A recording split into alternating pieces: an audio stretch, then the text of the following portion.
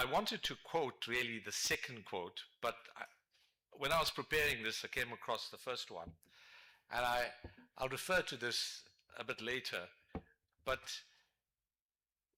in his book, he says that Parliament really operates best if it not merely passes laws, but it's a deliberate body where you have intelligent discourse, that a body that scrutinizes and holds the executive to account, and thirdly, that it's answerable to us, the sovereign people. I'll come back to that and indicate why I thought that was significant. But when I met him and I saw this profound and moving dedication to his parents, it may not be exactly what I read all those years ago, but certainly the essence is here.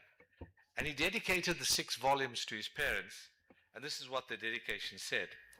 They were prepared to sacrifice everything, and almost did, in order to free India, but neither expected nor received anything in return from a free India. And when I read that, I thought that this could have been written about Dr. Phyllis Naidoo. And Vishal's taken us through some of her history. Her son, Sadan, was assassinated by an apartheid hit squad in 1987. He was assassinated because he pursued the ideals of the freedom struggle. And if you reflect and think about it, what it would have been from the perspective of a mother to lose a child at the time when we started the negotiations in earnest, that probably is the greatest sacrifice she may have made in this fight against the apartheid regime. And she led a life of sacrifice and struggle, and one of incredible bravery. She was banned and subjected to house arrest for approximately 10 years. It's sometimes amazing that my students have no idea what a banning order was or house arrest. And essentially it was that you could not leave your house after 5 in the evening. And Judge Thambapale was telling me that when he got married, because he was also banned, he had to have permission to attend his own wedding. She, despite this, qualified as a lawyer in 1976, but had to leave the country in 1977 when her comrades were arrested and when the repression was at its height. In 1977, she went to Lesotho and stayed there and worked as the chief legal aid counsel for the Lesotho government.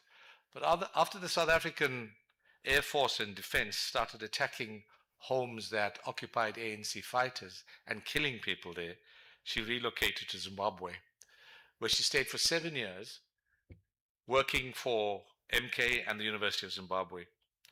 When she returned to South Africa in about 1990, my friend David McCord Mason organized her an employment with the Lawyers for Human Rights in Durban. And that's when I interacted with her briefly. She called me one day and said she'd like me to summarize the apartheid and security legislation for a piece that she was writing on Abdul Dokrat. People knew him as Doc. My response was, I said, Dr. Naidoo, I'm really busy at the moment. And her reply was, Karthi, I'm not asking. And what I remember about her was this wonderful and seamless ability she had of moving from English to Tamil and Tamil back to English. And because my Tamil was so bad, I enjoyed my interaction with her. So let me just quickly talk a little bit about the Women's March. I found this in the Daily Maverick. Bondi Makanya identified 6 seismic events that changed the course of South African history. The first was in 1912, the formation of the ANC. The second one in 1956 was the Women's March to the Union Building. 1968 was the Sharpeville Massacre. 1976 was the Soweto Uprising, which changed the country. And then on the 20th of February 1990, then President de Klerk unbanned the ANC and all the other liberation organizations, and we started meaningful negotiations. And in 1994, we signed, and President Mandela became the first president of a democratic South Africa. Now, the Women's March was quite an interesting event. About 20,000 women marched to the Union buildings in Pretoria and stood on the grounds of the magnificent Herbert Baker Union building. And I found this description in South Africa History Online, where it said, many of the African women wore traditional dress, others wore the Congress colors, green, black, and gold. Indian women were clothed in white saris. Many women had babies on their backs, and some domestic workers brought their white employers' children along with them. Throughout the demonstration, the crowd displayed a discipline and dignity that was deeply impressive. The protest was against the pass laws. The pass laws were being extended to women, and it prevented people, particularly African people, from being in an urban area for more than 72 hours, except if they could meet certain conditions. And this was a protest against that. What was interesting was they stood in silence for half an hour and then sang Nkosi Sikelel Africa. It was poignant and powerful. J.G. Stradom, the then Prime Minister, refused to meet them. And the narrative of his government was that these were white women calling the shots and misleading women of other races. But history is the ultimate judge. We celebrate the 70th anniversary of the Women's March as a seismic event in South African history. No one, or let's say very few people, celebrate J.G. Stradom's life and times in South Africa. Let me move to talk a little bit about what Vishal asked me to reflect upon, and that is the South African Constitution.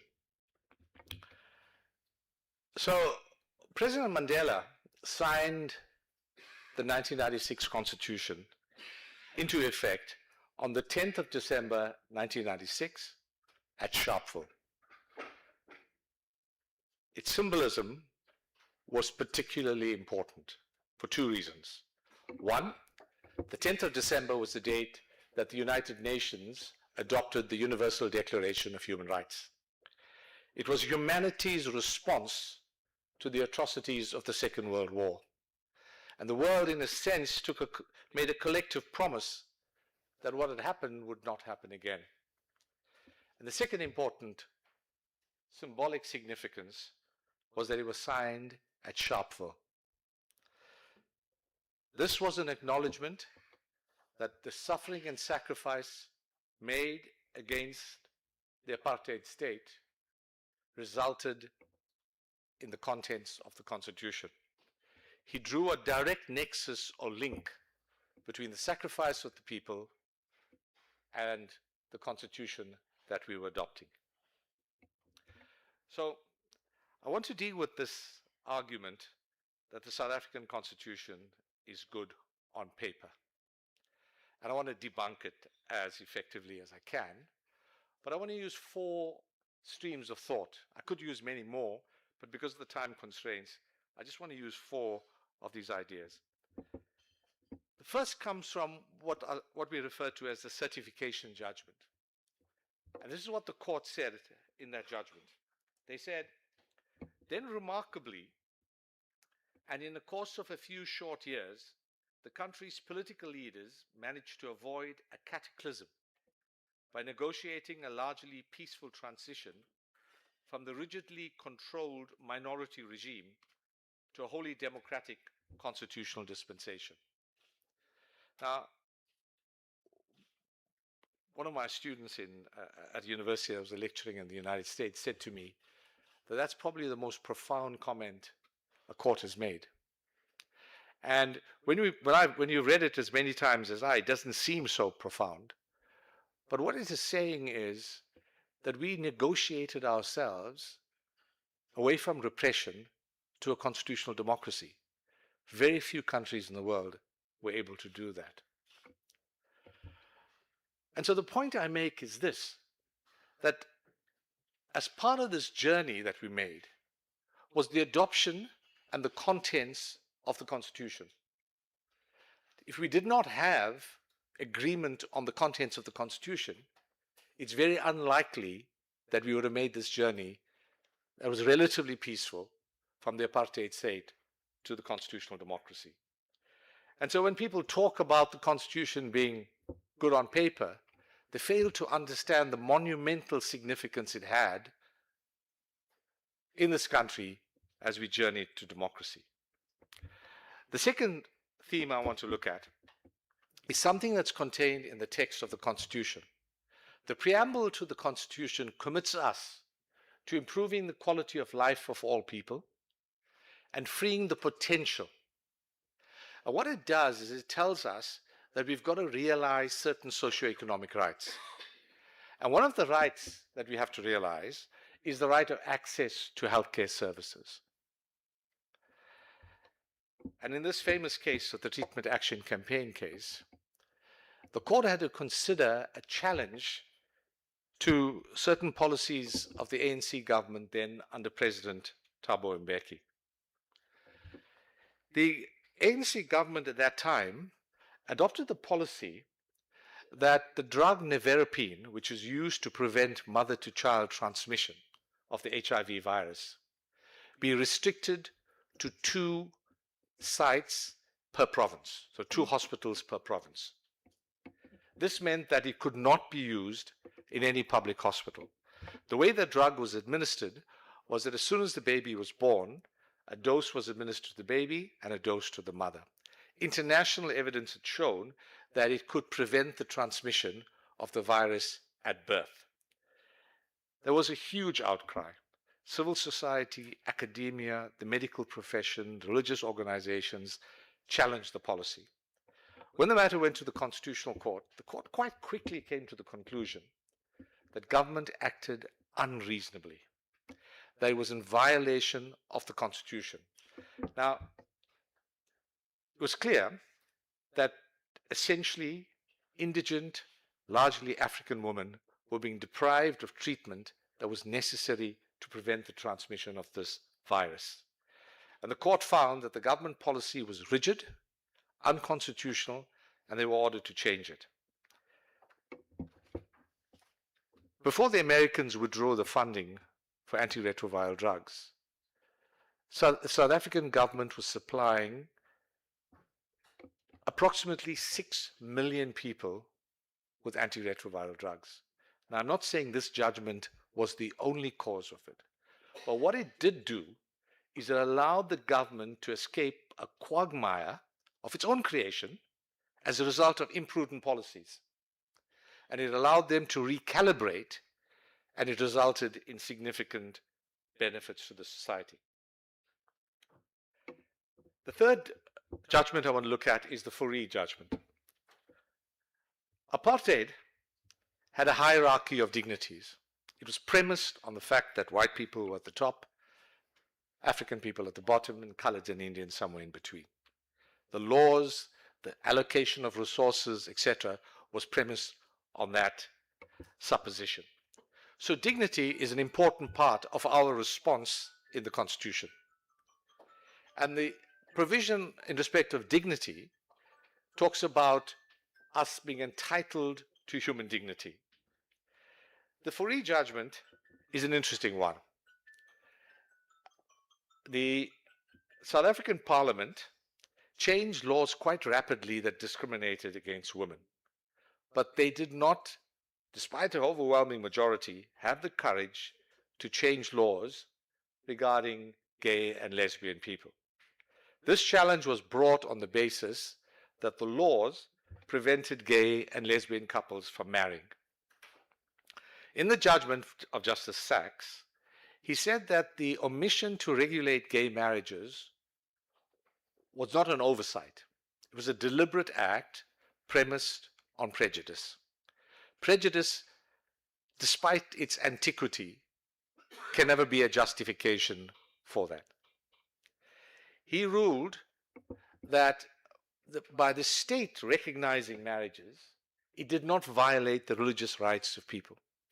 And with respect, everybody that believed in the Old Testament had every right to do so. But they could not insist the South African state interpret the Constitution through the prism of the Old Testament. Similarly, we can't insist that churches and mosques that do not wish to sanction gay marriages do so, because that will amount to a violation of the freedom of religion. The one point I make, and I make this perhaps unnecessarily gleefully, is that we led the world in this regard. In 2015, the US Supreme Court affirmed the thinking in Fourie in a case called Obergefell. The last issue I want to look at that made a significant difference is the rule of law and the principle of legality, which is entrenched in the text of our Constitution. Inherent or implicit in that principle is that anybody that exercises public power must do so rationally. So whether you're the president or parliament, it is required that if you're exercising public power, you must do so rationally. And there have been a number of cases. I've just chosen the DA against the Slope case. John Slope was the judge president of the Western Cape. He was found guilty of gross misconduct in that he sought to influence Constitutional Court judges in coming to a particular decision. He was impeached and removed as a judge. He then became a member of the MK party and was elected to parliament.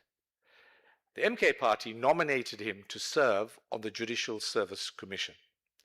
And the DA challenged, the Speaker of Parliament affirmed his right to serve on the Judicial Service Commission. The DA challenged his appointment, and this is how the court reasoned. The Constitution says quite clearly that 6 members of the National Assembly are to be part of the Judicial Service Commission. Of the 6, 3 must come from the ranks of the opposition. That's all it says. So the Speaker's argument was there was no need for any further requirement. As long as he was a member of the opposition party, he should serve on the Judicial Service Commission.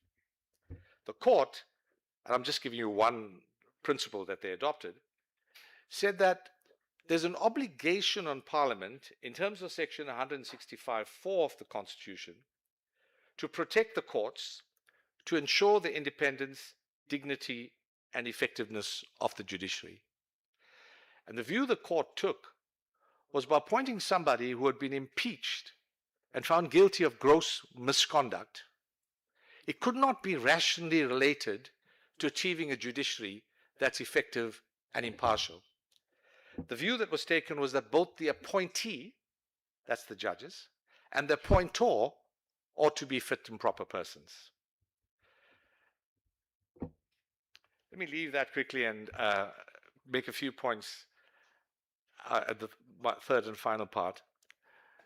So we've done well in terms of the Constitution, but it's clear that what we haven't done is realize the promise of the Constitution. There's much that we have failed to do, and I just want to reflect very quickly on this Afrobarometer survey that was done recently. Only 49% of South Africans said they're satisfied with our democracy. Now, this is up from the 40% in 2021, but significantly lower than the 71% in 2011. Now, I have a theory why this happened. I think that after this state capture process, people lost confidence in Parliament, which is the body we vote for. The Parliament palpably failed to meet the criteria Professor Ketchup had put, and that's why in 2021 it fell so much. But what they also did was 62% rejected one-person rule, 56% rejected one-party rule, but this worried me quite a bit. Only 42% oppose and would reject military rule. But interestingly, 72% felt that we need a free media to expose corruption, etc. Now, to my mind, what these figures tell us is that South Africans do want the liberties that we enjoy and the rights. And so I don't think they're electing to have military rule, but what they want is an ordered society and an efficient state. And I'm going to go quite quickly, Vishal. You tell me when you want me to stop. So, some of you will be familiar with the writings of Francis Fukuyama. And what he says is that if you want an effective state, you've got to have, in addition to democratic institutions, you've got to have a strong and functioning state. You've got to have the rule of law. And finally, you've got to have democratic accountability. And I just want to say quickly a few words about each of this. On the issue of a functioning state, my argument now is that we need to emphasize the virtues of merit, both as far as appointments are concerned and also in respect of decisions made by organs of state. Now, the Constitution commits itself to affirmative action. Affirmative action is seen as a means of achieving substantive equality in a society that's deeply unequal. But I think this is important. Affirmative action is not an end in itself. Affirmative action is a means to an end. So the objective of local government is to provide services to the inhabitants. It's not to make affirmative action appointments. The objective of the university is to educate the nation. It's not just to make affirmative action appointments. Justice Moseneke in the Barnard case said that it is clear in the affirmative action legislation that suitably qualified people have to be appointed. And so the law says that you've got to appoint suitably qualified people, one. Two, you've got to appoint so you make up for past discrimination and affirm people who have a disadvantage in the past. Thirdly, you've got to have targets and not quotas. And fourthly, which is my addition, you've got to make sure that government department can carry out its mandate. What I'm arguing is I don't think our government departments have engaged intellectually and robustly with these criteria before making the appointments.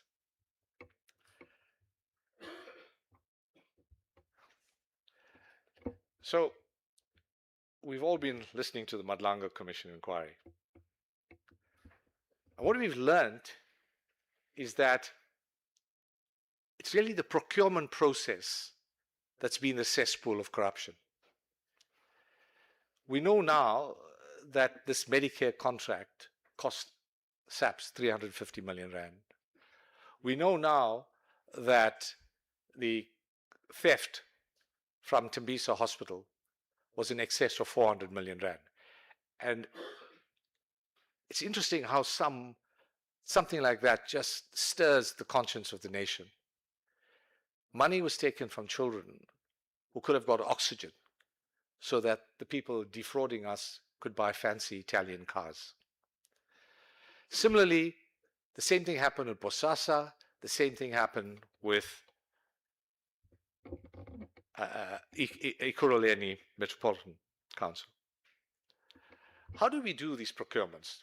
We have what they call a bid evaluation committee with human beings in it. We have a bid assessment committee who makes a final decision. It's the human factor that is causing the corruption. What I'm suggesting is let's squeeze that out. Let's have as little human involvement in it as possible. How do we do it? A couple of months ago, I set a paper for my students at the University of Michigan. The question was about 7 pages, etc.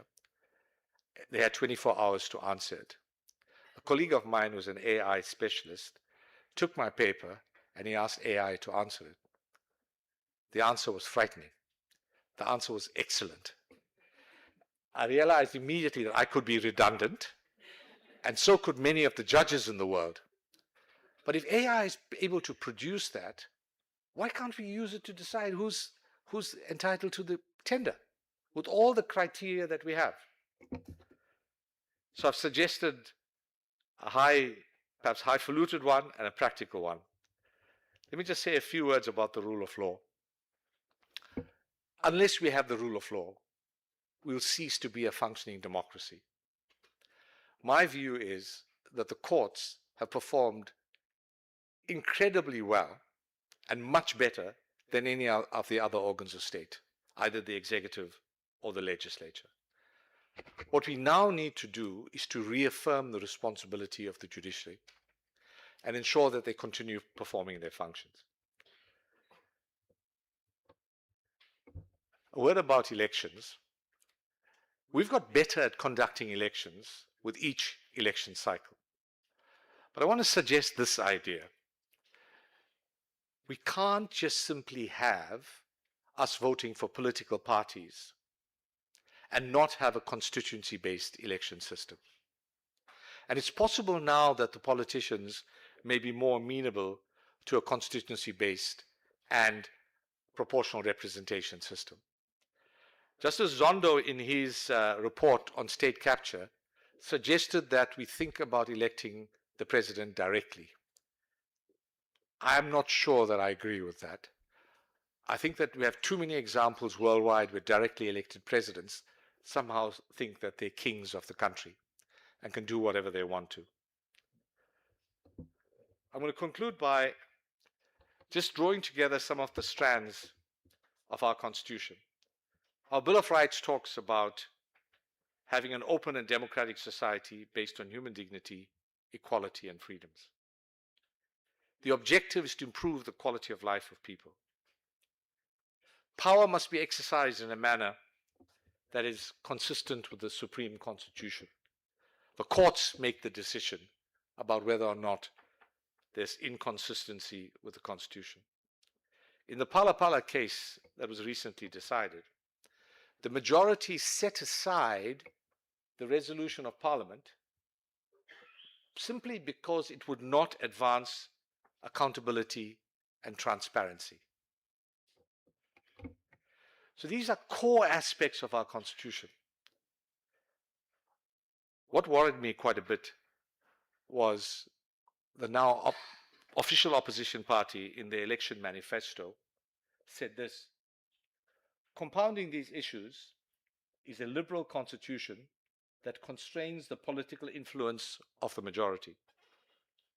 And the commitment was moving our country away from constitutional supremacy towards unfettered parliamentary sovereignty.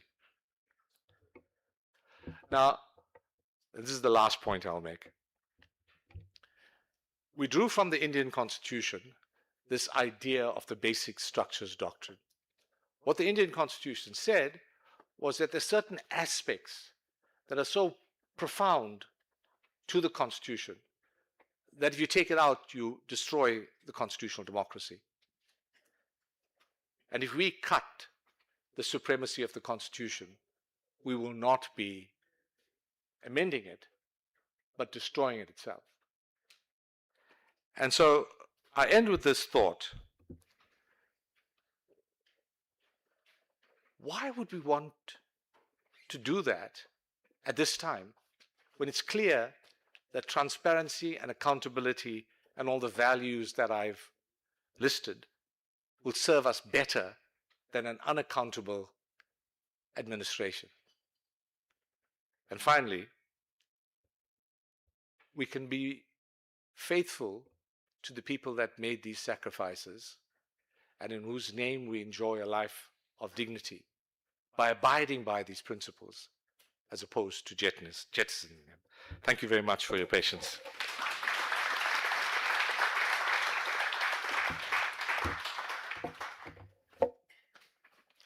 Okay, so from my vantage point sitting here, I have a good view of the audience, and I just want to commend all of you for being such a receptive audience to the lecture. And I can say with confidence that you are really true friends of the university and of the center. So some good news is that we are 3/4 of the way through our program. And Kathy, I want to thank you for, Kathy is one of the leading constitutional lawyers in this country. And I think it was a real treat for us to receive such potent information in digestible chunks in this time, and gives us an opportunity to reflect on that. But to take it a little bit further and to assist us in reflecting, I have a panel of respondents that are going to now give a little response to Professor Govinder's lecture. And I just want to invite my panel to come to the stage, and I will introduce you to them.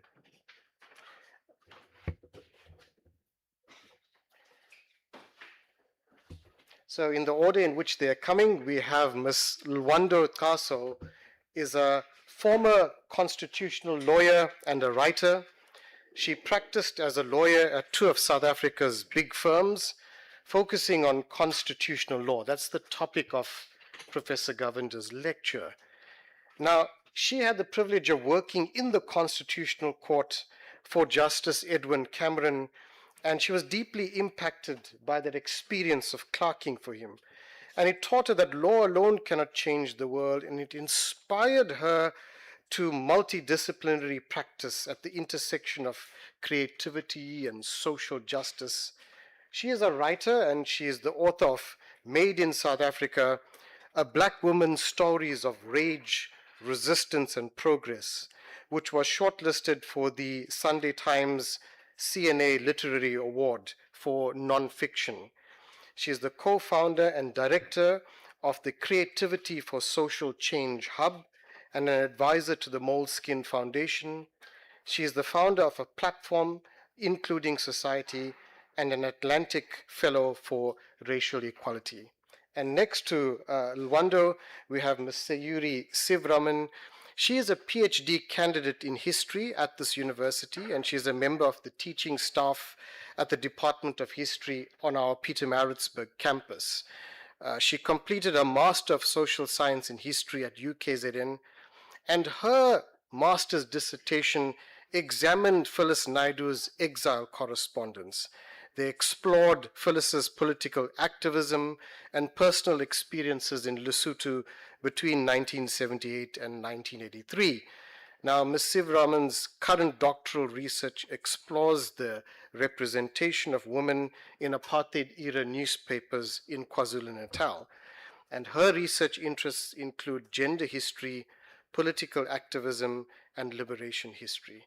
And finally, on the extreme left, we welcome Mr. Pelelani Mkhize, who is a program coordinator at the Imam Development Corp program and holds 2 undergraduate degrees, a Bachelor of Social Science and a Bachelor of Commerce. And currently, he is reading for a Bachelor of Social Science Honors in International Relations. So that is our panel of respondents. So I have the pleasure of inviting Ms. Lwando Kaso. Maybe you can, as you're seated there, they're each going to do a 5-minute response.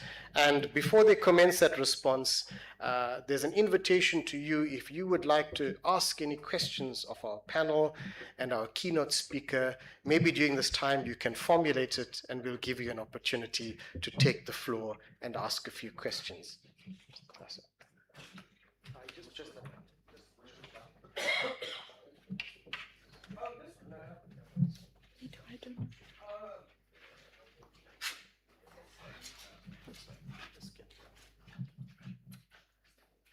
Just bear with me a moment.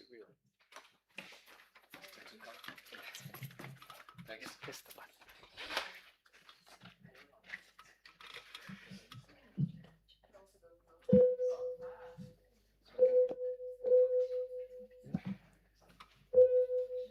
Do you have to hold?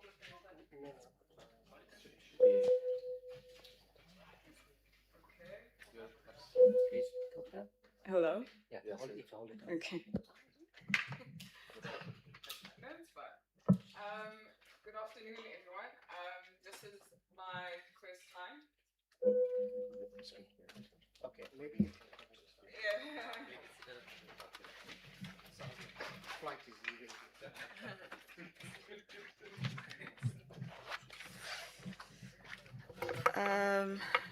I was about to say that it is my first time at the UKZN. Thank you for inviting me, and thank you, Professor Govender, for opening up the proceedings. And I'm going to try and thread a reflection that centers around what I think the purpose of the Constitution is, as perhaps it was envisioned on the 9th of August in 1956, and hopefully there'll be a story arc there. But I'll start with a personal anecdote in that my experience of the 90s was that of a creative time.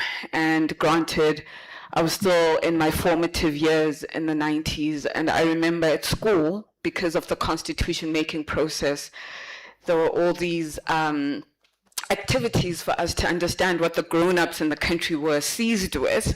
So we'd have our own Bill of Rights sort of introduction as young children. And I found the language of the Bill of Rights to be quite affirming. And I remember coming home as a kid and my dad was like, "Can you get me a glass of water?" And I looked at him like, "No, I will not get you a glass of water because I've got rights."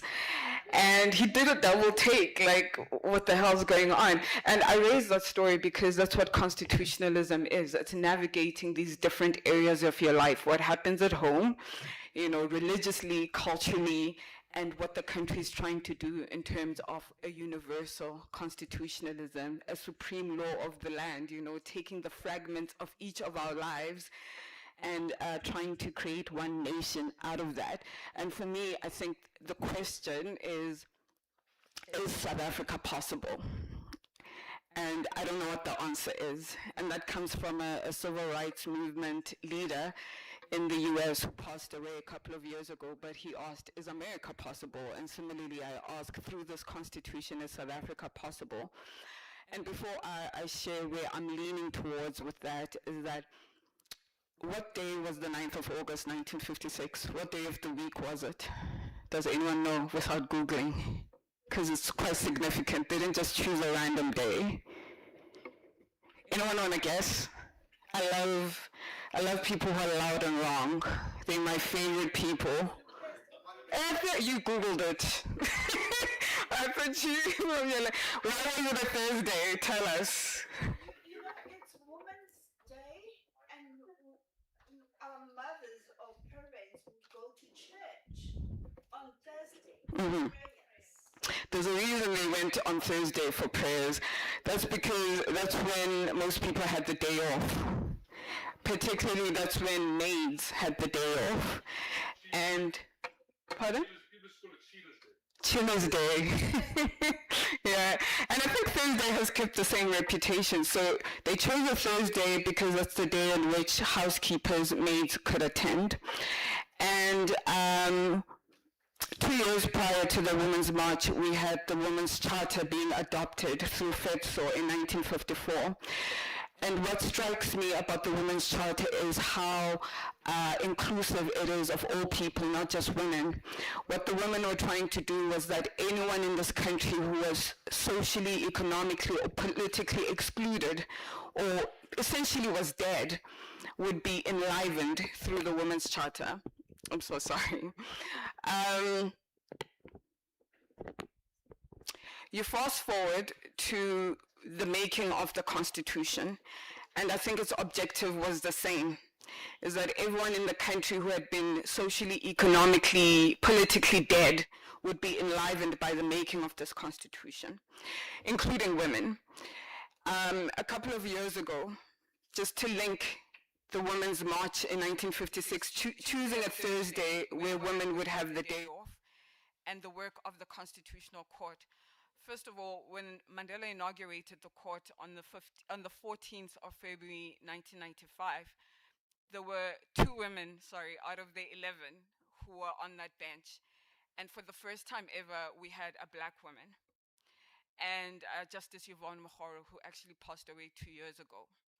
And because of her presence on the bench, we were able to develop the principle, the African principle of Ubuntu value as a constitutional principle.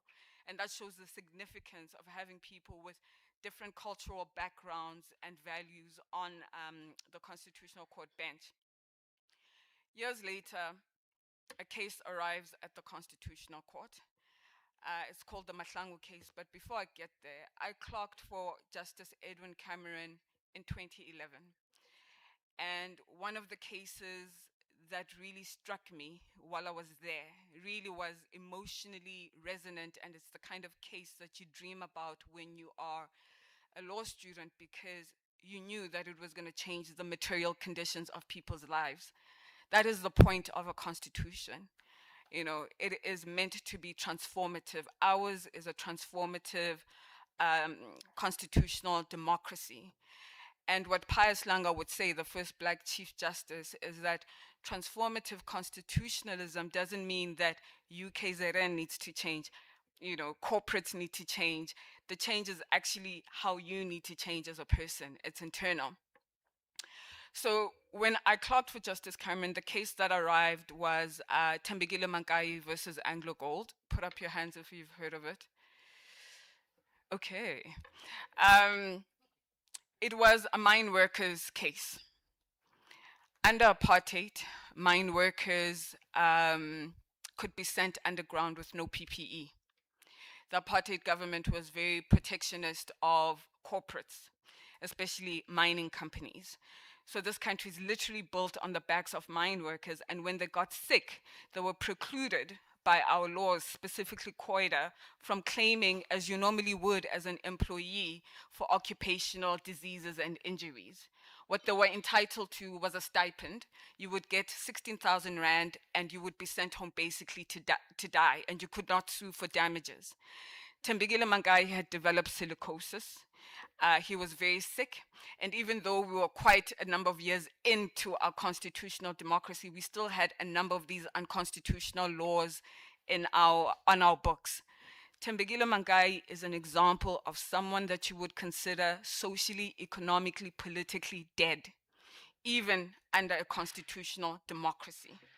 But thanks to Richard Spoor, who took on his case, eventually it arrived to the Constitutional Court. He said it can't be that in a constitutional democracy, I am barred from suing my employer that has made me sick, right? We read the papers, we knew that COIDA had to be amended so that this didn't have to happen. But still, you listen to both sides. Anglo Gold came with an army of lawyers. And the reason they did that is that if Thembekile Mankai won that case, it was going to lead to the biggest class action lawsuit that this country had ever seen.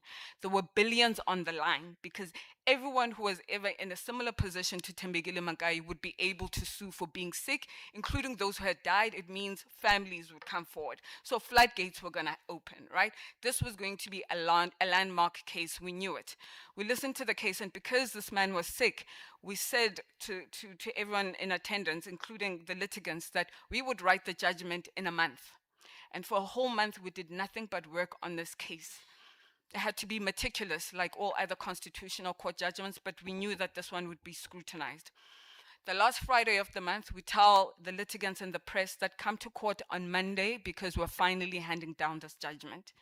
As a law clerk, this is when you're most excited, right? You work through the weekend, Monday morning comes, you put on your robe, you want to see the look on a litigant's face when you know that they've made history. 8 o'clock that morning, we all get an email from the registrar of the court saying that Thembekile Mankai would not be in the courtroom because he had died over the weekend. And I bring up that point because when we transitioned from apartheid into a constitutional democracy, one of the most overlooked things is the symbols of this country. The symbol of justice was Lady Justice with a sword and a blindfold. That was a colonial import. The Constitutional Court judges decided to abandon that for something that felt more African and resonant for our context, and they chose justice under a tree. In so many communities around the world, indigenous communities, traditional communities, they sit under trees to resolve the disputes of the community because that fosters transparency. But when I think of a tree, I also think of people who plant trees who plant seeds for trees that they don't get to sit under. Thembekile Mankai is one of those people. The women who marched in 1956, who planted the seeds but never got to sit under this tree, make up some of those people. Anyway, we handed down the judgment. He had won. And I remember leaving the court, and a couple of years later, I saw a billboard saying a news headline saying the biggest class action lawsuit this country has ever seen has just been settled by Anglo. They had distributed billions to families who had lost loved ones or who had been sick because of these past practices. A couple of years after that, and I'm going to close after this example because they parallel.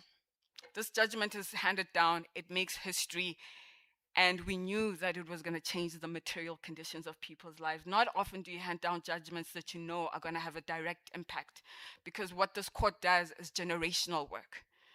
An example is, did you know in 2015 the court said you can't hit your children? Put up your hands if you knew that. It's unconstitutional. The kids know. And it's going to take a while, generations, for us to live that reality of what the court said in that judgment, and so many others. But the Mangai case, we knew that the impact would be immediate. A couple of years after that, there is the Mahlangu case. Miss Mahlangu was a maid, a term that I use because that's what probably her employers called her. And one day, while cleaning the windows at the private residence that was also her place of employment, she slipped and fell into the pool and she drowned. Similarly, like Tembegile Mangai, occupational diseases laws and injury laws, COIDA, did not view domestic workers as employees for the purposes of suing for injuries and diseases. She was excluded from that. Even though she had passed away, her daughter came forward to be able to sue. She contested these laws because she wanted to be able to sue for her mother's death. And the Constitutional Court found that housekeepers, maids are indeed employees in terms of COIDA, that even though they work in our private residences, they are afforded the full protections of every other employee. So I'm going to pause there and say also that has had an immediate impact, because it meant that everyone in Ms. Mahlangu's position, even the daughter's position where they'd lost a mother who was a maid while she was on duty, would be able to sue their employers and recover damages. I'm going to close on this point of the point of constitutions. And as I said, it is to change the material conditions of people's lives. But I have the saying that revolutions are about changing regimes. And I think, as a matter of fact, Professor Govender, you would say we did change regimes. One day there was an apartheid regime, the old flag came down, a new flag came up, there was one anthem, we had a new anthem, and all of the symbolism, right? But transformation is something else. Transformation is a change of heart. And I took on constitutional law because I thought that the only way that this country changes is through the Constitution. And one of the things that Justice Cameron taught me was that constitutions are merely an opportunity. They're not foregone conclusions. The text of a constitution can't make everyone in this room love each other. You know, they can't make us trust one another. They cannot engender human affection. That is a function of something else. And when you see the anti-apartheid movement, it didn't just happen through laws and courtrooms. It happened culturally, it happened in the streets, it happened in community centers, in trade unions, in political parties. And I think we've become a society that's over-reliant on what happens in the courtroom. You know, how many people here are card-carrying members of a political party? To the street and making demands. It's usurped that and replaced it with a constitution that he says is committed to Western liberal ideas. Do I believe that? No. But do I understand why he's making that case? Yes. I think our constitution is a mixture of things. It's got some elements of liberal constitutions from the capitalist West, but it's also got elements from the communist bloc as well. We critically engaged with a lot of precedent, and we took what was best from it. I do not like the idea that the people who negotiated were uncritical thinkers and just took something wholesale. That's not true, and I'll pause there. Thank you.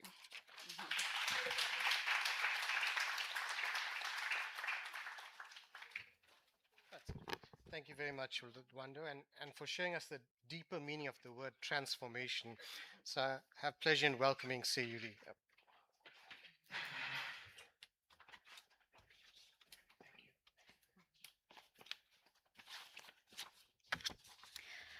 Good afternoon, everyone. Thank you, Prof. Govender, for your lecture today. It was so interesting, and your presentation also powerfully bridged the legacy of the 1956 Women's March with the promises of our 1996 Constitution. Now, unlike our previous two speakers, I'm not a legal scholar. I am a student of history, and as a historian, I have spent a lot of time in our Gandhi Latuli Documentation Center here on Westville campus, going through Phyllis Naidoo's personal correspondence. So while I have never met or I have never spoken to Phyllis Naidoo, I have gone through some very, very personal correspondence of hers.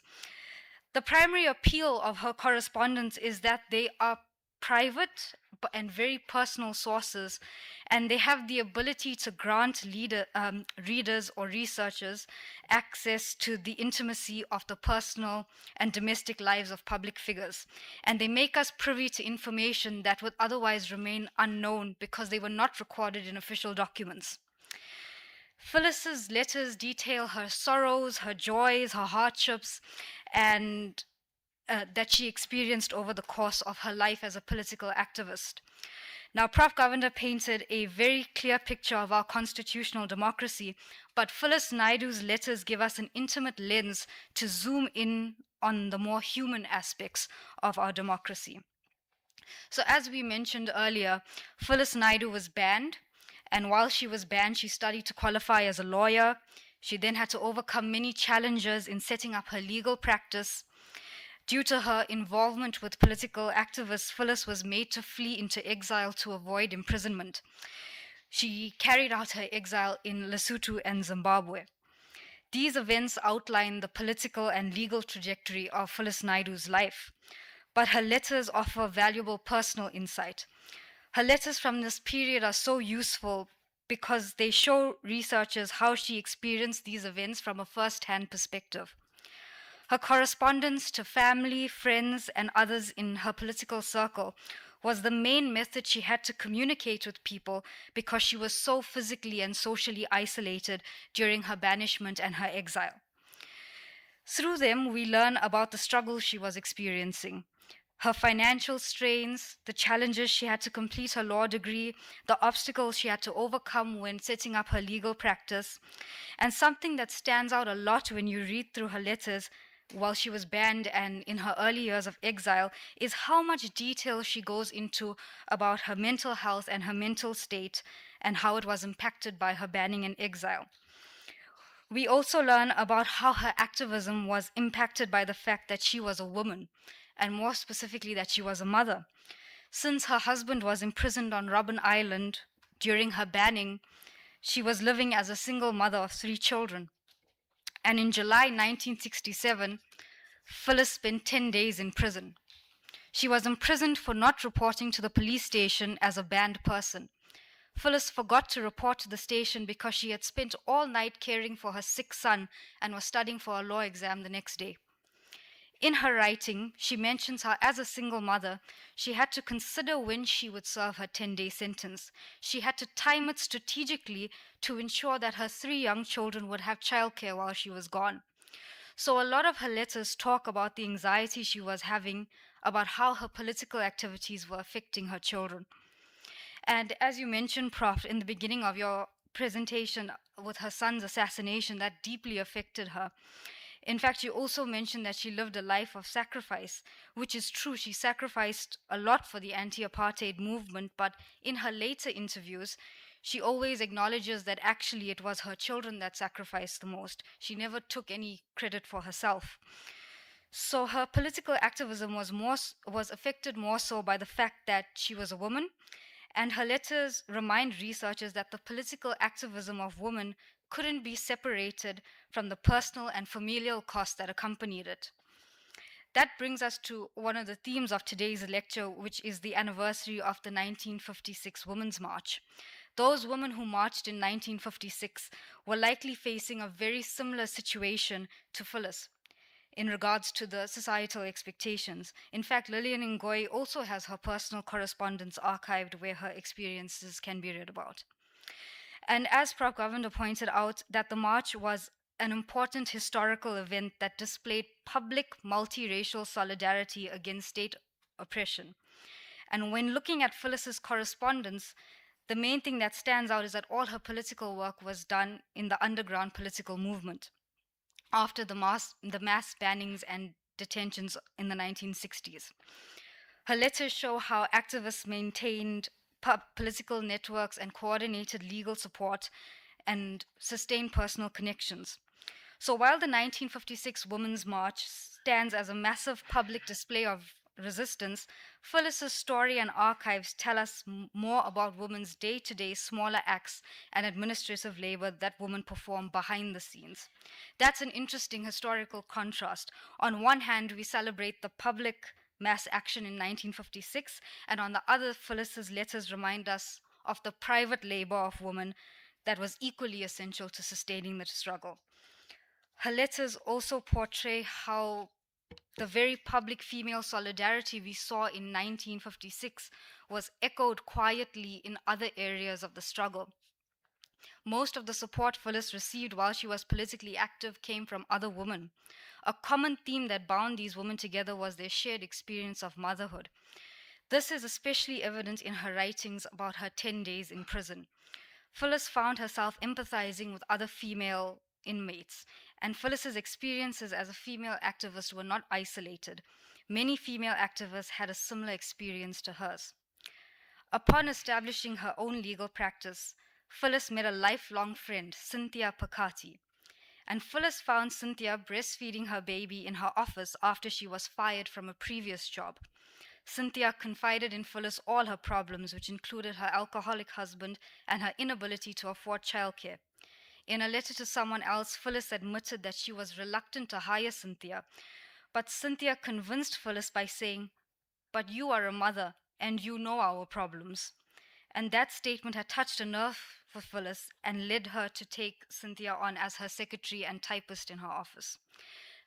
These two women built a real loyalty together because Cynthia also hid the whereabouts of Phyllis when she was in exile from the apartheid police.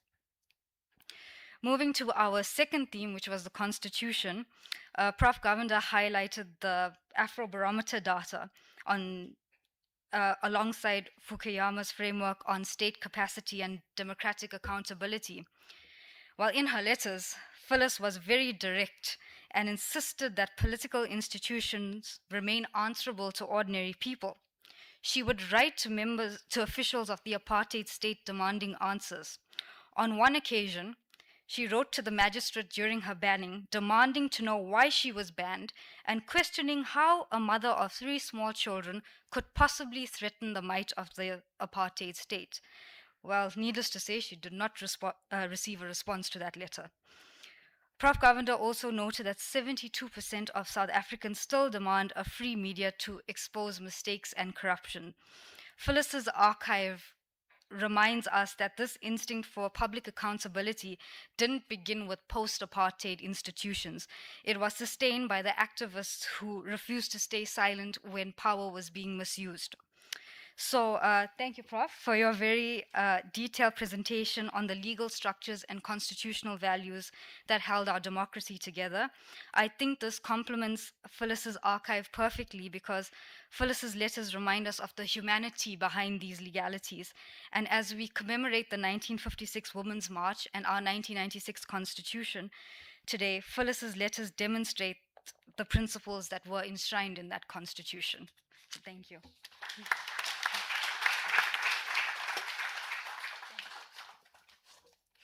Okay, thank you very much, Seri, for that excellent response and tying up the themes of Professor Govender's lecture with the life of Phyllis. And finally, I have the pleasure of welcoming Pelani.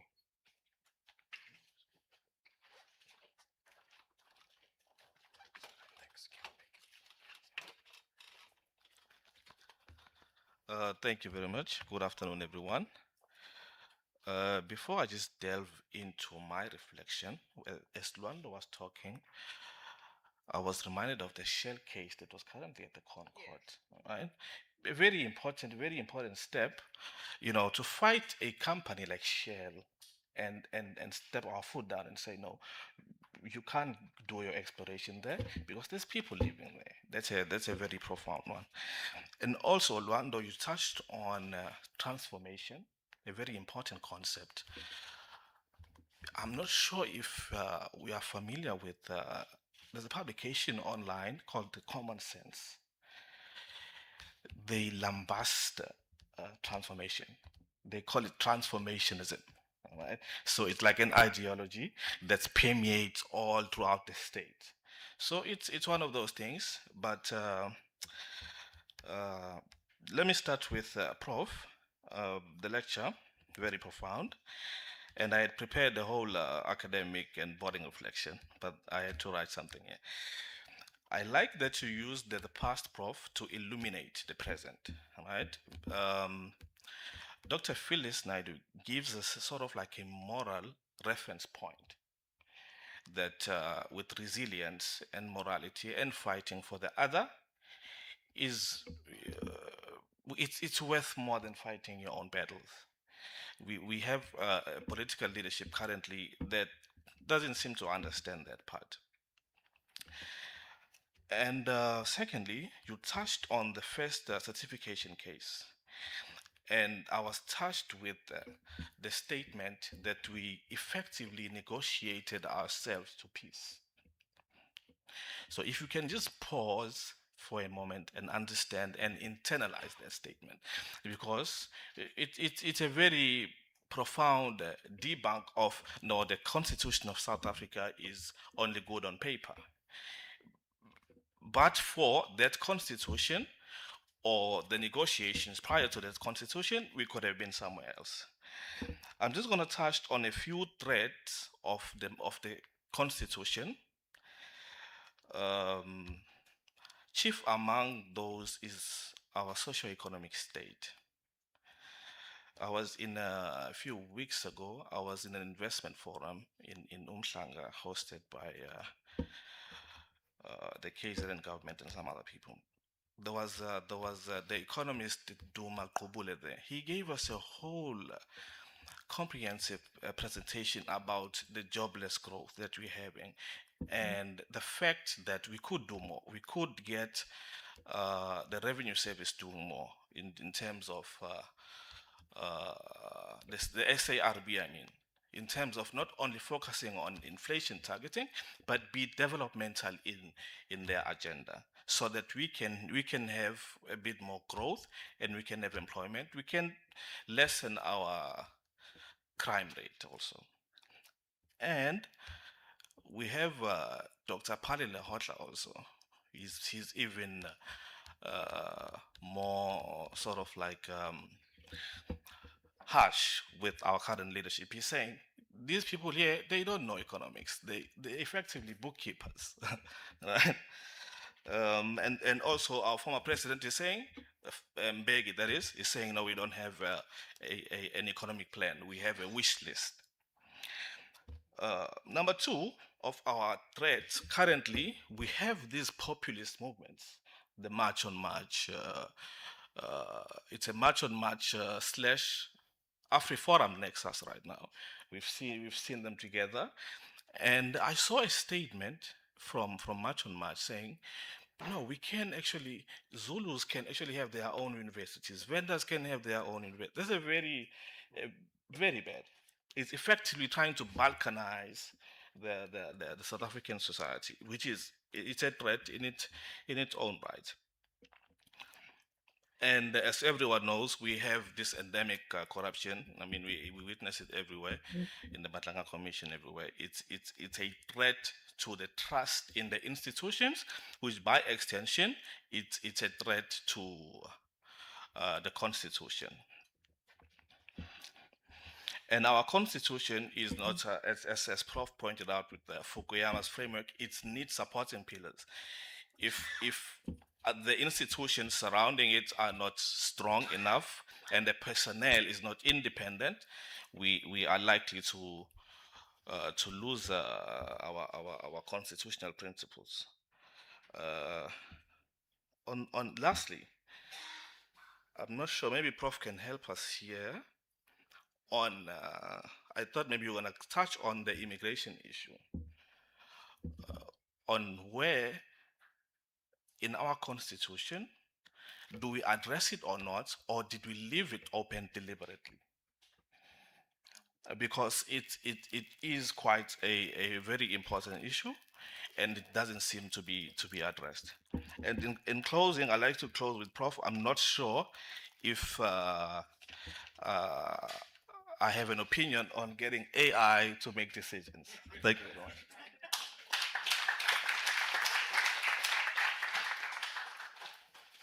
Okay, thank you very much, Pelani. And I like that you had a contrast from talking about the 1956 March to the 2026 March and March. There's an interesting contrast that we have there. So, ladies and gentlemen, I think we've now completed the lecture and the responses. Now is an opportunity for all of you to become engaged in this session. And I have pleasure in opening the floor for any questions and answers. And I think the procedure will be to just raise your hand. I'll take 3 at a time. What you can do is you can address a question directly to the panel, or you can address a question to a particular panelist. I would ask you to please phrase your questions very succinctly. I think we wouldn't want to have a third lecture in the afternoon. So let's just have a show of hands, and then I can call. There's Kiru in the back, and then number 2 and number 3. All right. I think you just see if you can press the little button there to ask your question. Kiru, yeah. Is it working? Okay, I think. I worked in the market, so Okay, perfect. Yeah, here we go. Well, thank you. I think it was pure poetry listening to law and history merged this way. So thank you for those inputs. I just wanted to drop a little vignette that when Phyllis Naidoo received an honorary doctorate from the university, she returned the gown. And she said, well, you spent a bloody whole host of money on this here. Use that gown for some other student. And she gave it back. So I don't know how many other honorary graduates did that, but I thought I'd share that little vignette. My brief question to Professor Govender, very insightful, and I just want to go to the last point in your conclusion, which was regarding parliamentary sovereignty, and just under what conditions can the constitution be suspended by a majority party? And where that argument that you cited essentially is along the lines of, if the people have elected us, damn the constitution, we'll rule according to the will of the people. So what would it take in Parliament, what piece of legislation that might enable the suspension of the constitution? Thank you for your indulgence. Okay, my question is about the constituencies, constituencies, so that there'd be a greater democracy. For me, it's been very frustrating to have virtually no access to members of parliament who appear to be divorced from us. So when we vote for a political party and not for a member of parliament. So the allegiance seems to be to the political party rather than to us, the people. Thank you. It's just a comment. I think it's very necessary to be balanced about the 30 years of democracy we've had. If one goes to the yearbooks of the Institute of Race Relations, you get a very balanced account of what government has done, and not everything has been bad. We do have about 25 million people out of work, millions living in informal settlements. But positive things have been done. And I think one of the most positive things is there's been a fundamental change in race relations. We are an infinitely better country than we ever were under apartheid. Apartheid was an evil. We are not an evil society. With all our blemishes, we've made progress. So it's very important to get the correct balance. Our constitution is not a perfect constitution. Not everything the ANC government has done has been wrong. Not every politician in the ANC has been corrupt. There have been some good ones. And my last point I want to make, one of the positive things that has been done recently is to take Israel to the International Court of Justice. And we need to applaud the government for doing that, because the issue of Palestine and the suffering of the Palestinian issue is the most important moral issue of the time. And we need to take that into account. Thank you. Sorry, I just forgot to ask the speakers if you wouldn't mind just introducing yourself for just calling your name. Very sorry. My name is George Devenish. I was one of the authors of the interim constitution, which was written in 1992-93, and the final constitution was to a large extent based on the interim constitution. I'm now an emeritus professor of constitutional law at UKZN, and I have written 6 textbooks on constitutional law and related subjects.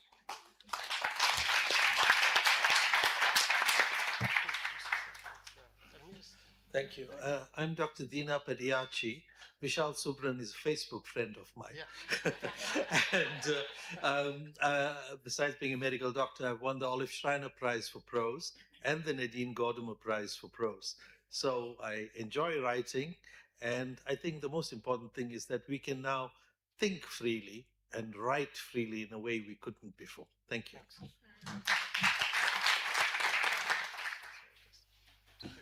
My name is Naidoo.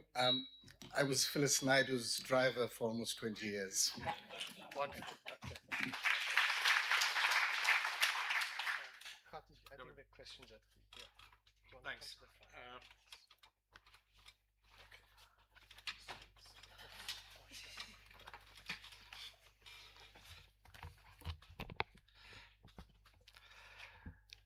Thank you, George. You've got quite a lot of fans here, George. I hope you heard the acknowledgement. George and I had a job when the interim constitution was drafted. The government paid us to go around the country talking about the interim constitution. Remember that, George? The reality was both George and I would have paid the government to allow us to do that, but we took the money anyway.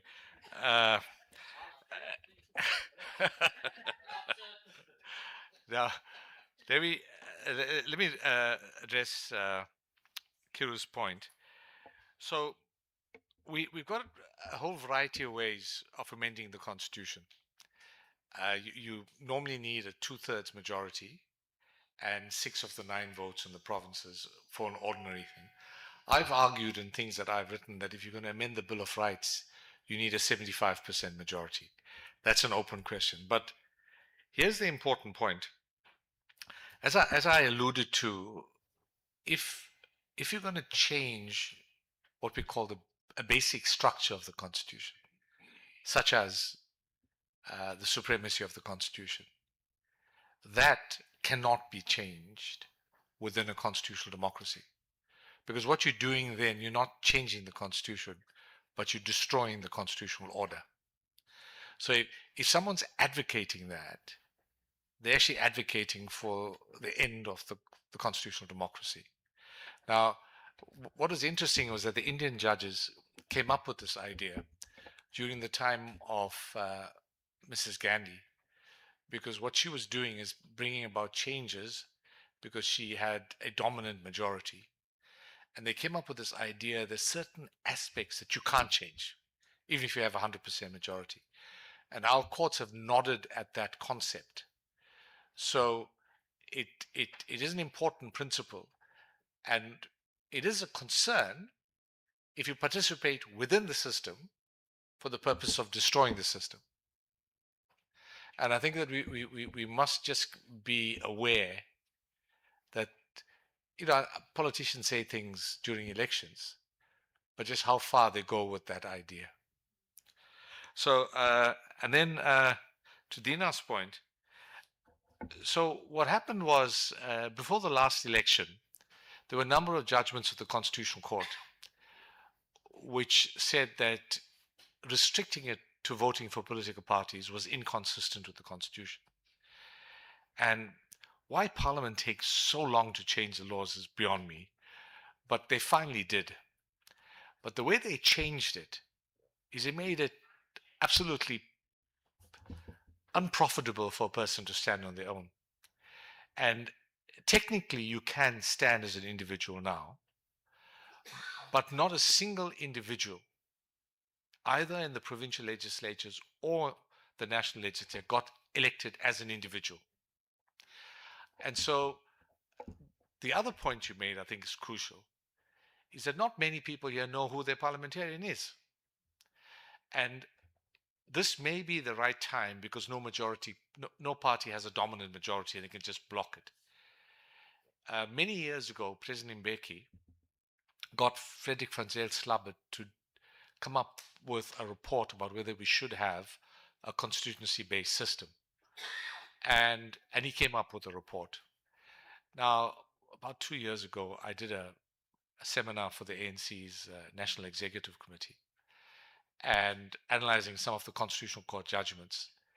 And there was strong debate that if you have a purely constituency-based system, males from the dominant group dominate that parliament, and that there isn't an equality of a political voice. So as we think this through, we need to have a system about how we merge a constituency-based system with a proportional representation system. Because what we do need to have is this equality of the political voice for women, for other groups, etc., within the parliament. And so, but we're not having that debate as vigorously as we should, in my opinion. I don't know if other colleagues want to say. I was going to answer that last one based on what the court said about not being part of a political party. But no notes. That was excellent, Professor. But then I want to go back to Pelelani and the immigration question. And I know you posed it for Professor Govender, but maybe it's one that I could also maybe chip in, because I'd want for you to expand. What do you mean by the immigration question? What about? Because that's such a broad subject. Does it address how do we intake immigration? There's an act, and there are a number of acts.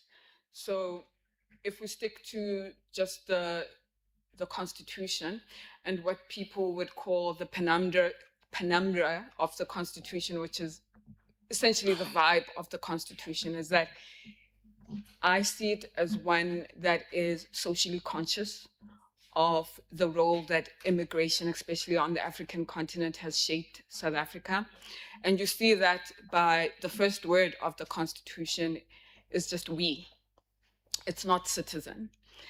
And most of the rights in Chapter 2 of the Constitution are allocated to everyone and not every citizen, the majority of them.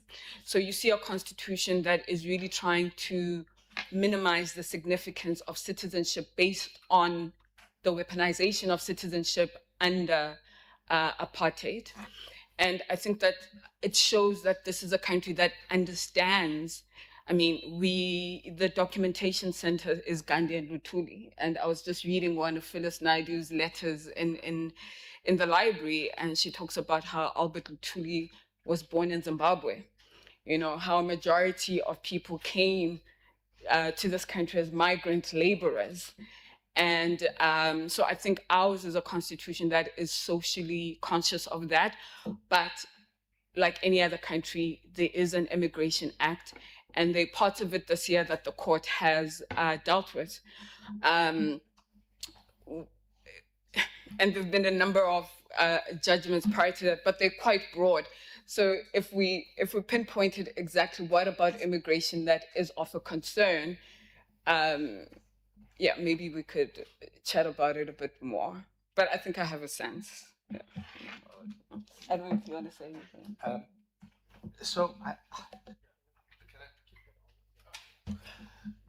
I think, you know, there's a very important judgment of the Constitutional Court in a case called KwaZulu. Yeah.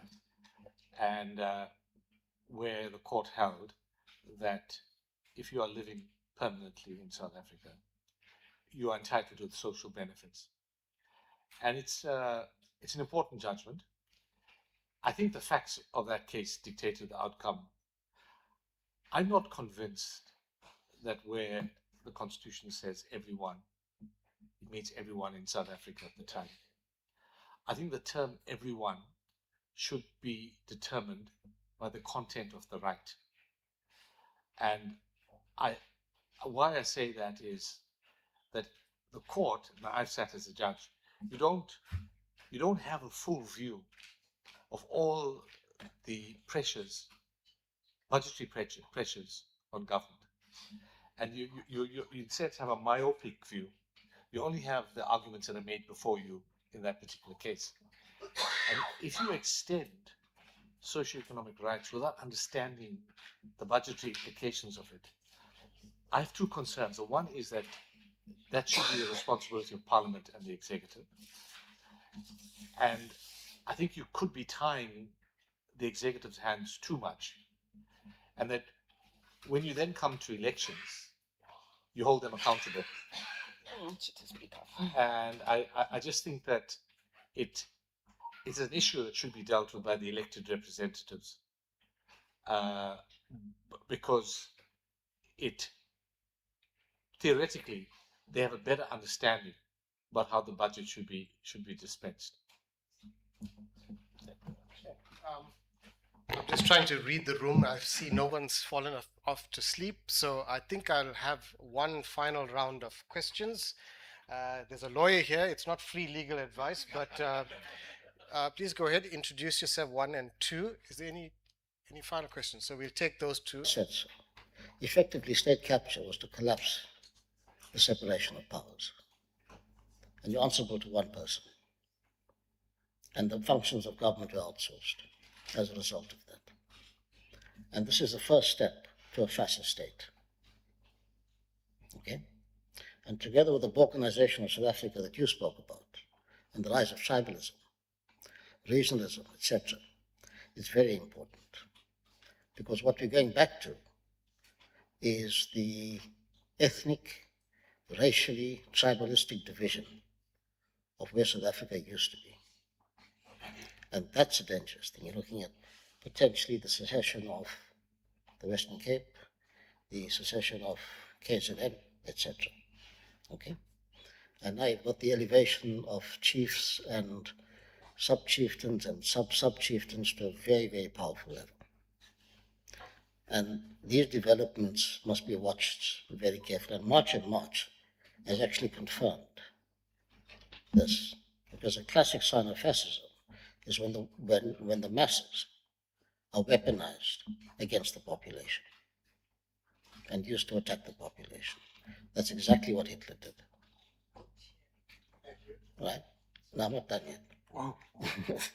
So the other point I was going to make is that you've got to read, and this balkanization is not accidental. There was an article, a very detailed article that appeared in the Times of Israel, where they call for, explicitly so, the balkanization of South Africa, the balkanization of Africa, and the balkanization of South Africa. Because centralized democracies and unitary states don't work and create conflict. And they are quite explicit about it. So this is the kind of thinking, and the program Common Sense. There's a guy called Franz Cornier, who appears on Common Sense. He's got his own research organization that was associated, or he was associated with the Institute for Race Relations. Okay, but this is the kind of thinking that is out there. So what March and March are doing is not isolated. It's part of a larger ideology that is unfolding. Okay. Sorry, one more question. It's a question. I read that MKP has lodged a challenge in Parliament to Section 235 of the Constitution, the one that deals, with the right to create in Orania, etc., etc. Yeah, I mean, that's true, and if you'll know about it, I'd like to know the basis of the challenge.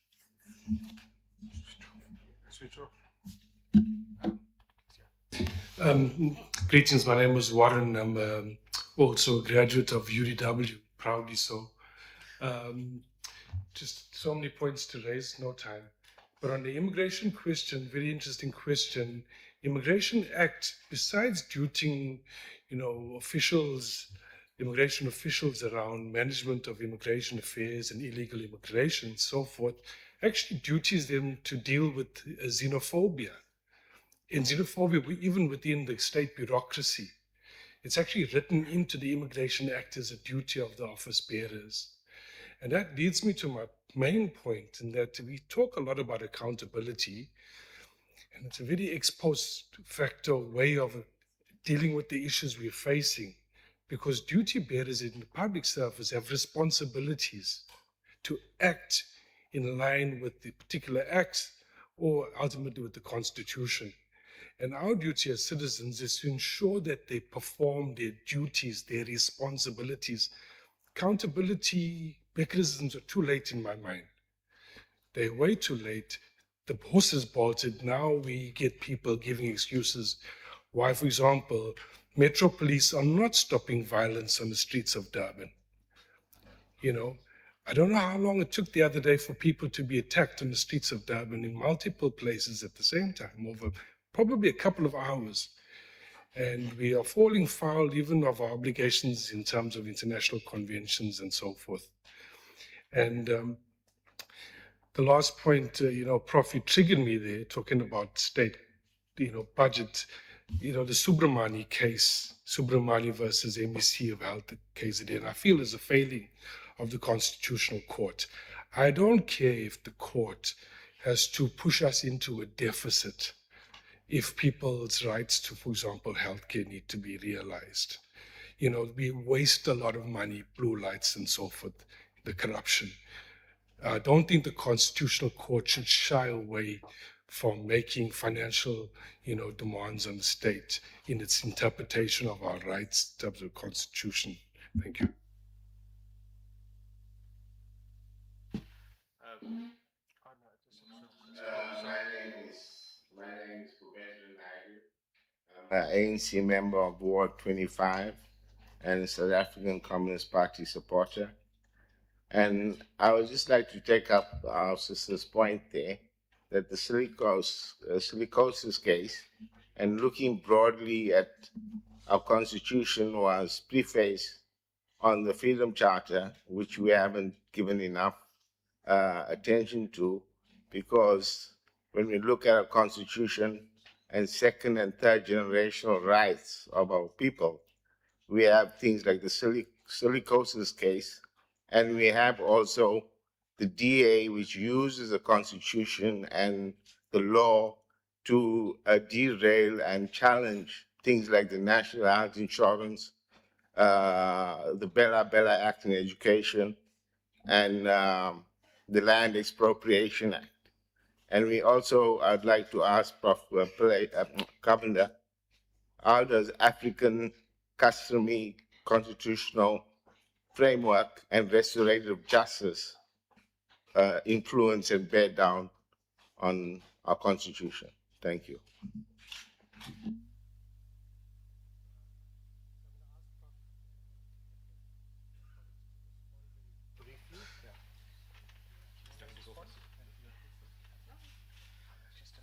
Yeah, I'm going to be very brief. Charles is whispering in my ear. Is it Prof. Motley, right? I think that you are quite correct, and backing you up is the findings of Ray Zondo, former Chief Justice. Uh, his findings in the state capture report was not that people were just stealing money from the state, but that the ultimate goal was to take political power outside the constraints of the Constitution. So I think that the cry for vigilance, I think, is particularly important. On Warren, sorry, I'd call you by your first name, even though we're not friends, but I think, we've been battling with this. I lectured to Vishal on administrative law, and he'll tell you that what we tried to do was to try and make sure that people make proper decisions at source, because to try and set it aside subsequently is a huge problem, and we're still grappling with that. The point you make about people not enforcing the law is a major point. We shouldn't be going to court, and I think the colleague made the similar point. We shouldn't be going to court to get the courts to do what the administration should be doing in the first instance. But when you don't have any other option, that's what you do.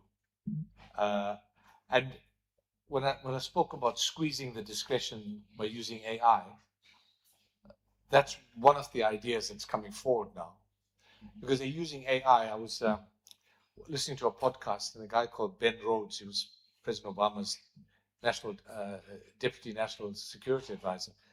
He said that the Obama administration also thought about bombing Israel as an option, and they fed into the computer what would be the outcome.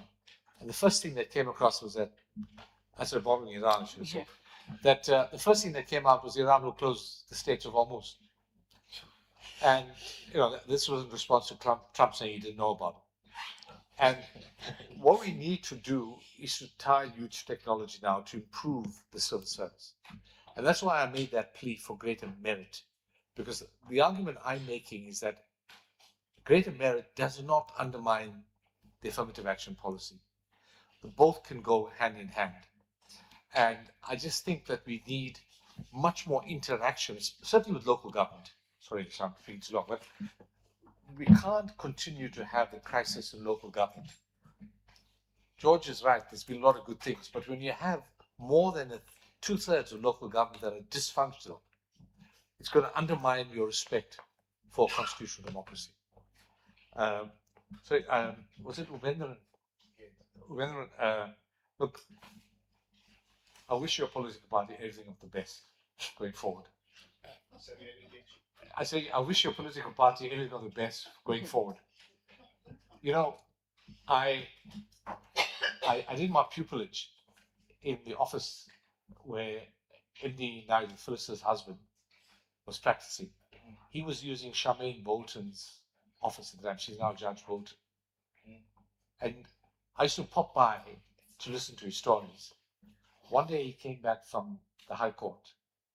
He was doing an unopposed divorce or something. And he had a problem with his lung. He couldn't breathe. He smoked a lot. And he took this canister of oxygen and he inhaled the oxygen to just calm himself down. And I said to him, MD, you shouldn't be doing this. The ANC should give you a pension and you should take it easy. Hey, he turned on me. He said, I didn't join the ANC for a pension. As long as I have breath in my body, I will continue working. The ANC have enough demands on them. They don't need me to make further demands. Let's see more of that from your political party. That's what we want as a people.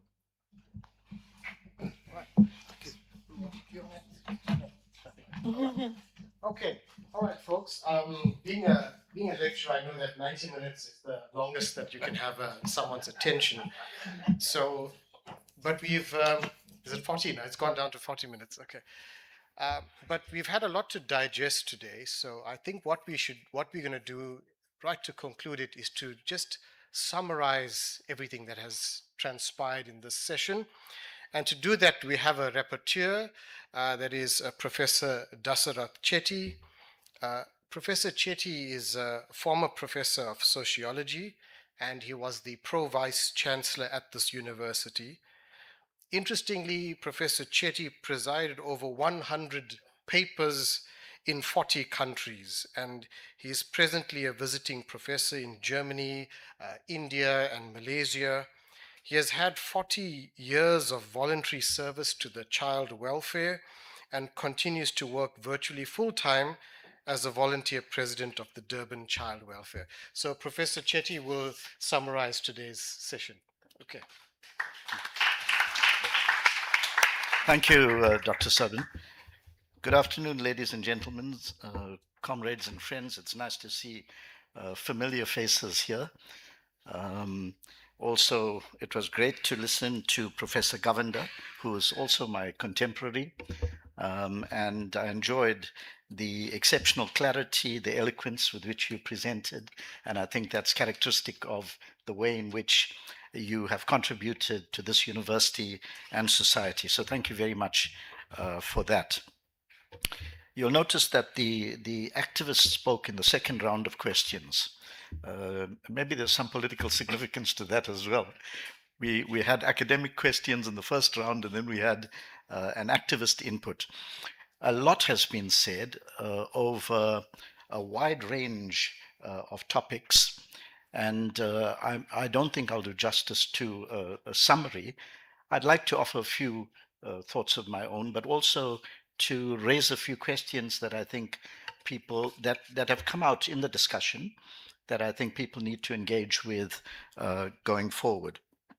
I think what Professor Govender did so well was to go through Dr. Phyllis Naidoo's history, her history of struggle, her history of personal sacrifice, then to tie up that individual sacrifice and struggle with the collective struggles as we saw in the Women's March with 20,000 men, collective defiance, and how all of those struggles and sacrifices eventually led to the establishment of a constitution that is highly regarded all over the world. And I think that in itself was a monumental achievement. And we heard Professor Devnish say that as well. Then you took us through certain judgments, which really demonstrated the extent to which a progressive constitution can help bring about social change.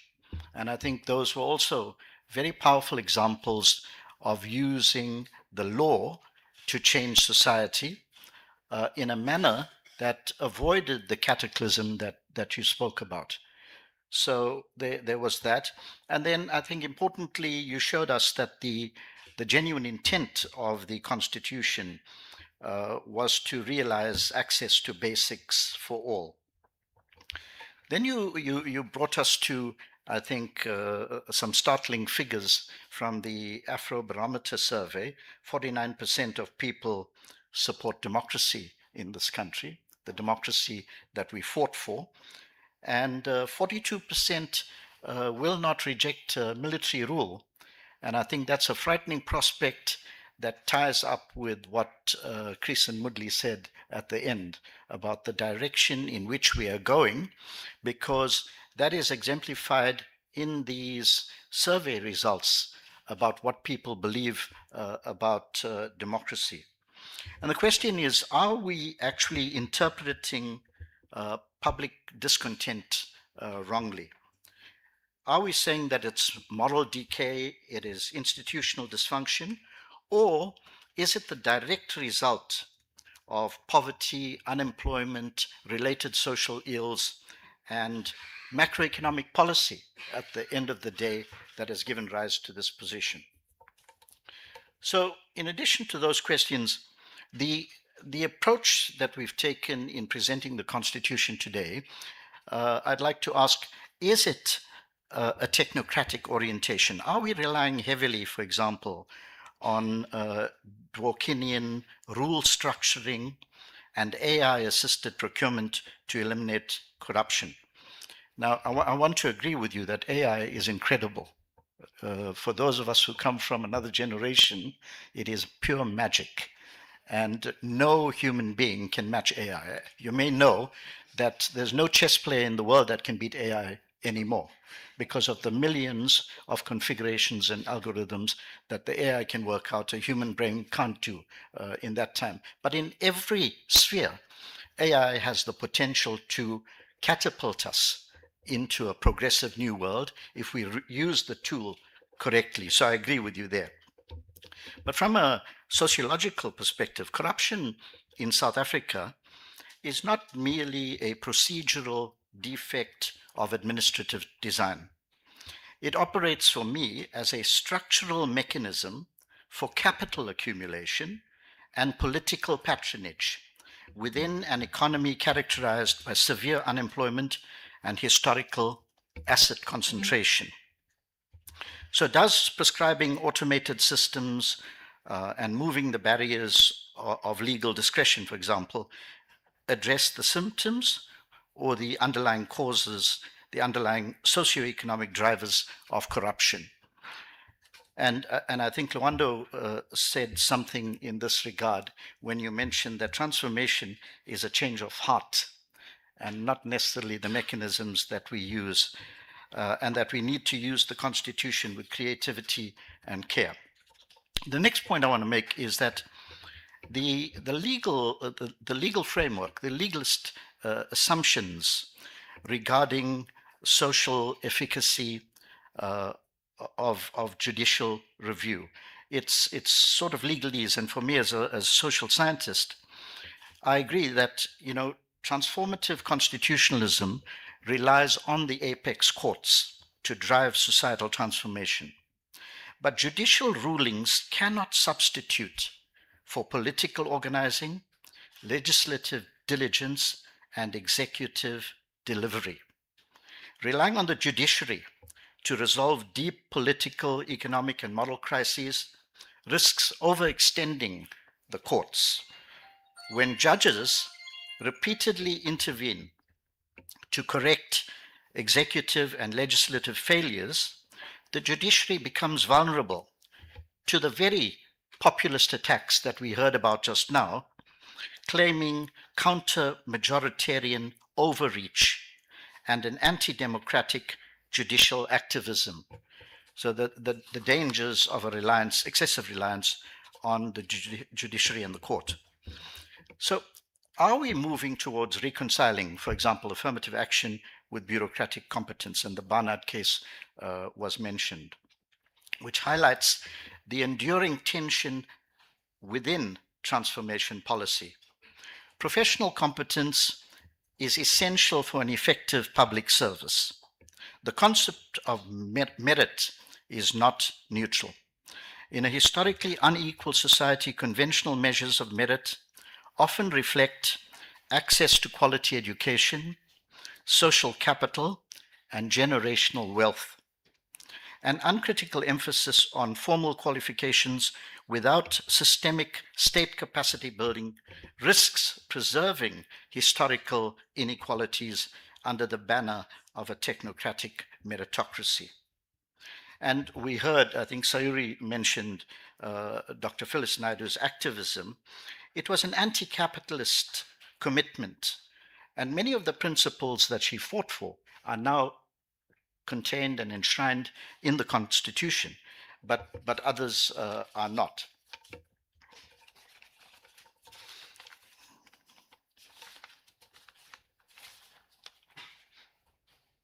So just to conclude, I think that this debate will go on for a long time.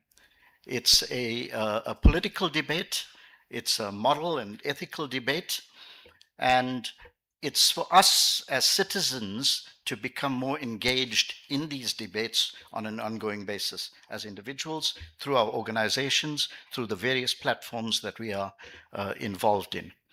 And in saying that, I want to say thank you once more to Professor Govender for giving us such an insightful appreciation of the Constitution, and your unmatched knowledge came through in the manner in which you presented. Dr. Subin, thank you very much. Thank you very much.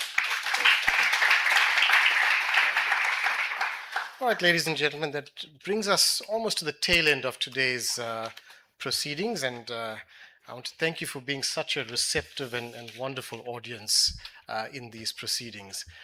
Before we close, I just wanted to just ask Mr. Harrison, if you wouldn't mind just raising your hand for a moment. Mr. Albert Harrison is the photographer for the university. He's been here. He started off at the University of Natal in the medical school 40 years ago, and he has worked consistently in the university, photographing and documenting.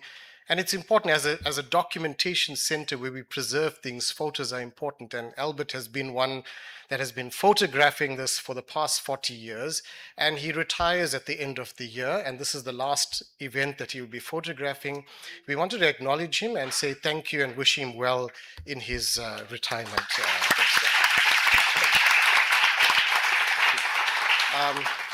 And the discussions, can continue outside. Once we've done, we hope that we will all mingle with each other and share a few words and share some more debates outside. Right? Take the fight outside if you want. All right. So I think I'll just invite Dr. Roshni Pathar, who is the director of our library services, to just say a few final vote of thanks.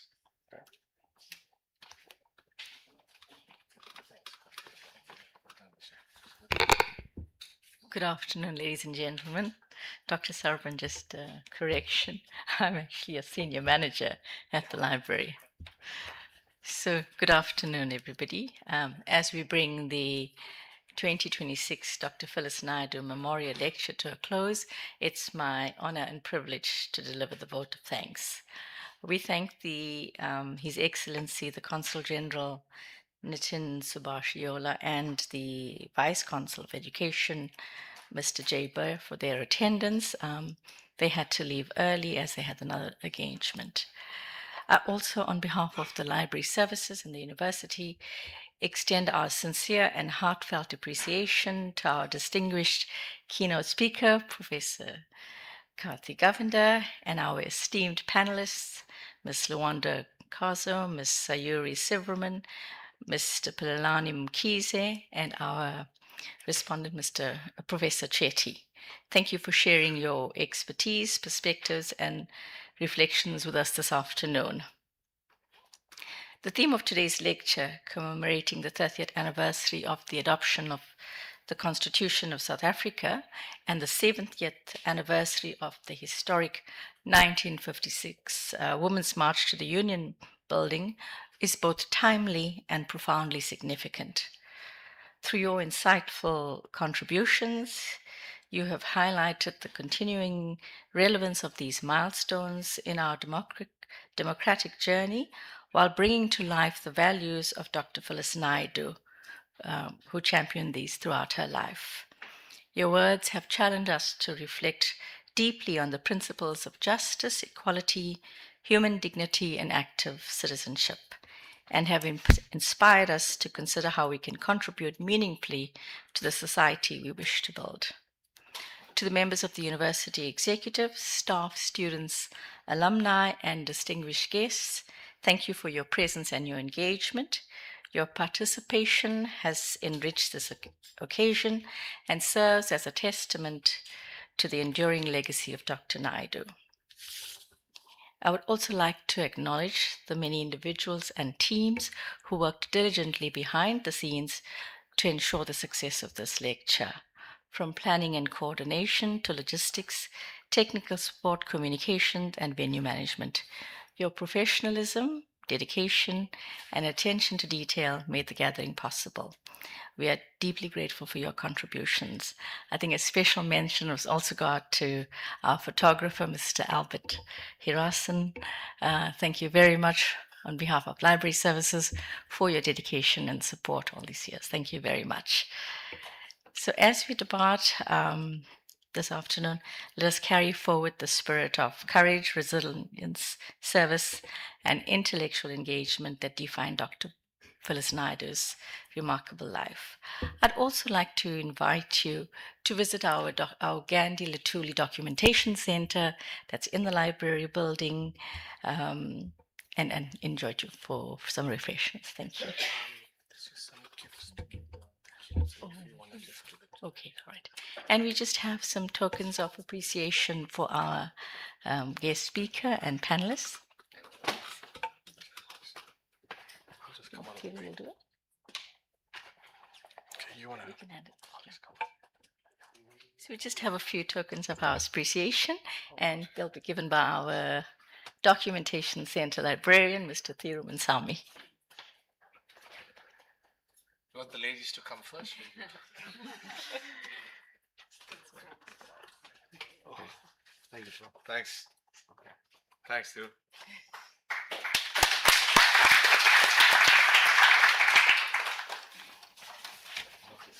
You should take it out in the front.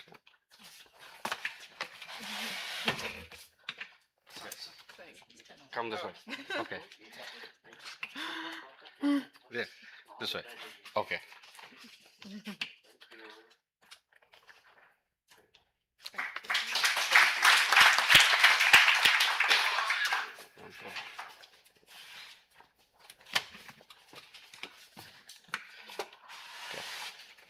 You're welcome.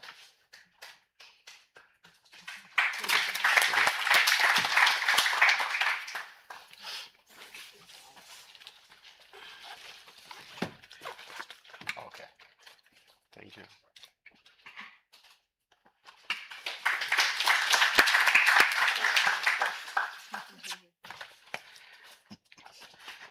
I think we have to stand on the